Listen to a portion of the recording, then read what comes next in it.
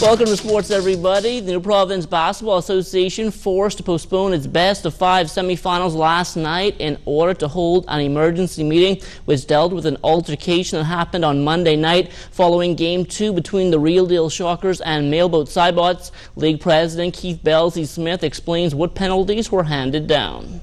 3 of the players that took part in the melee from Mr. Price's team, the Real Deal Shockers, were suspended for 1 game.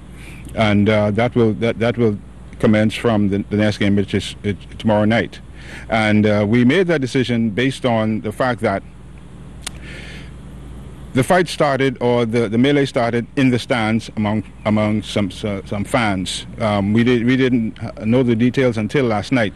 That one of the persons that was accosted was, had relationships, or was a fiancé or girlfriend of one of the players from Price's team. So he retaliated, and several other team members joined him on the court. I understand that some of the people who were called into another show said that the punishment didn't fit the crime, but that is where we made the difference, because if it happened in the basketball game on the court among players, the penalty would have been more severe. Now moving forward, Smith says they also have plans in place to ensure order is restored on and off the court.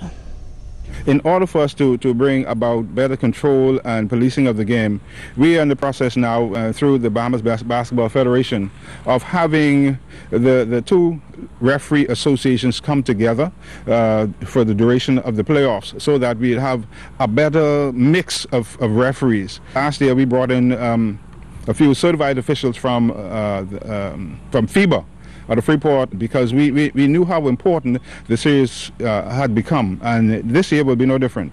Whoever emerges from this current situation, this current semifinals to play the Giants, it's going to be highly contested. And I've also instructed the officials before the game to lay the ground rules in terms of how the game is going to be officiated, because we have to be able to control it. Because if it happens to a player or coach, then it's going to trickle into the stands, and they can become involved. And the ultimate decision will be made by the executives and the commissioner if anything happens to the contrary. Still talking hoops, the Bahamas Basketball Federation announcing that this year's round-robin nationals will be held in Bimini April 19th through the 21st at the Gateway Gymnasium. BBF First Vice President Mario Bolig tells us who all will be taking part.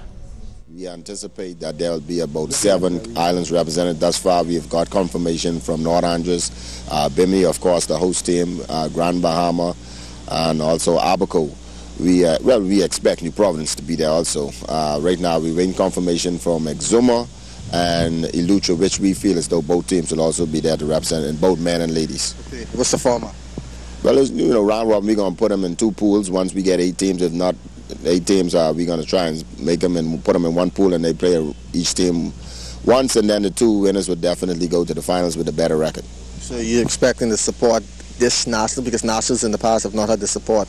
Well, we have pushed for the Family Island support, and once we get the Family Island support, and also too, Fisher, is the time that this has been held.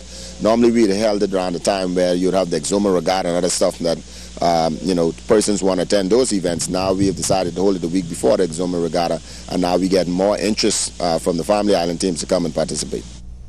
Well, our 70-member Carifta track and field team working out daily ahead of competition Easter weekend in Bermuda.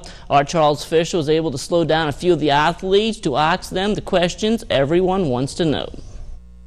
I'm going to try to jump at least 1.70, get a personal best. First time going to Carifta? Yes, sir. How have you been training in preparation for that? We've been training every Monday and Tuesday, training hard. Yes, sir. So you could expect a medal from you? Yes, sir. My goal is 1280. So I hope to medal this year. So yeah, but most of all, I just want to do a personal best. You've been to Carifta before, so how are you going to use this experience? I'm going to take what I did wrong last year and try to correct it, so my performance comes out better. I'm looking to go out with focused mindset to go and PR and do my best. Last year you went to the games, you fell a bit short. How do you hope to take that experience into this year? Well, let's say I'll be competing in a higher age category, but I don't expect to let that discourage me. Still do my best and hopefully come back victorious. I'm doing good in my season right now, and I just went PR, and hopefully my PRs will get me some medals. How's the training been coming along? It's been going good. The coach is just fine-tuning me. It's not much I could do right now, just keeping me in shape and just staying healthy. Well, Bahamas Softball Federation President Burkett Dorset currently in Valencia, Spain for a Compasa Congress meeting. We caught up with him to see exactly what's on the agenda. It's the site for the qualification round for the World Championship. You know, we had some problems with that as to which country would host it. That will be finalized at this Congress. The development of softball throughout the region, with particular emphasis placed on youth development. We receive assistance from Canada and the United States in terms of their promise to assist the area with equipment and technical assistance. Emphasis will also be placed on the technical aspect of the game, where we will finalize with the ISF, whose president will be in attendance, Don Porter, assistance in terms of coaching for the various countries, umpiring, another technical aspect of the game. Also, the regions would certified and finalize the incorporation of the ECAS Confederation as to what role they would play in the region. Now, the ECAS is for the English-speaking countries of the Caribbean. And that will do it for sports, but stay tuned.